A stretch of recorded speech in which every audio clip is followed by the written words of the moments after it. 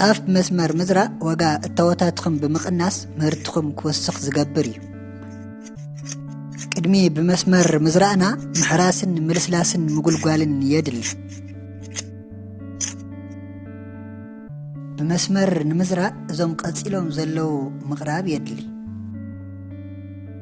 3 እስከ 5 ኪሎግራም ዘርኢ ጣፍ ንሓደ ሄክታር ሕሳብ ብተወሳኺ ናይለን ገመድ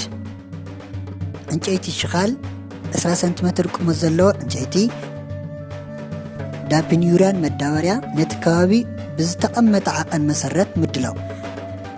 ዓቐን መዳበርያ ኣብ ሓደ ከባቢታት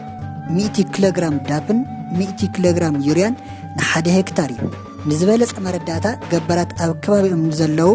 ልምዓት ሰራሕተኛታት ክሓቱ ይግባእ ናይቲ ነዊሕ ናይለን ወይ ገመድ ጫፋት ኣብ ክልቲኡ ሽኻል ምእሳር ናይቲ ዕንጨይቲ ሽኻል ብሞደሻ ብምውቃዕ ኣብ ክልቲኡ ጫፍ ምስ መሬት ክተሓዝ ብምግባር ኣብ መንጎ ክልተ መስመር 20 ሰንቲሜትር እናገደፍኻ መስመር ምውፃእ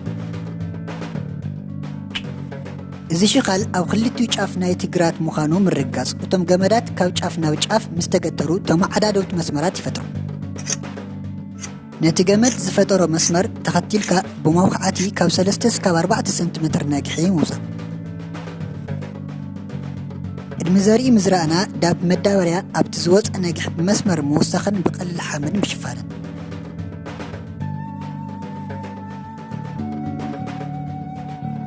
እቲ መስመር ተኸቲልካ ዘርኢ ምቕማጥ ብጥን ፕላስቲክ ቱቦ ዝተገጠሞ ሃይላንድ ማይ መትሓዚ ብምጥቃም እቲ ዘርኢ ምብታንን ምንጥብጣብን ይግባእ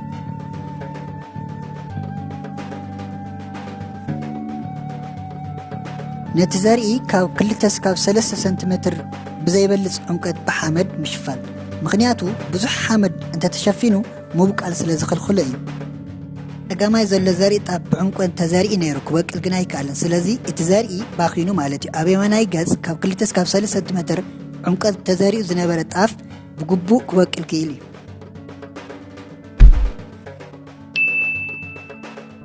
እቲ ዝራእቲ ቁመቱ ኣብ ቁርጭምጭሚት ሰብ እንትበጽሕን ቀዳማይ ፀሓይ ምስተኻየደን 50 ኪሎግራም ዩሪያ ብሄክታር ምውሳኽ ድሕሪ ሓደ ወርሒ ድማ እቲ ዝተረፈ 50 ኪሎግራም ዩሪያ ብሄክታር ምውሳኽ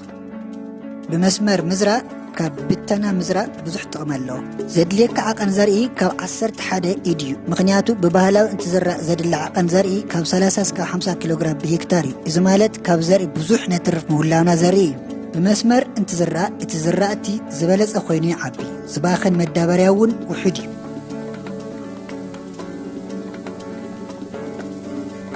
طاف بمسمر مزرع صحيحين بالغ مقصر قليل يقولوا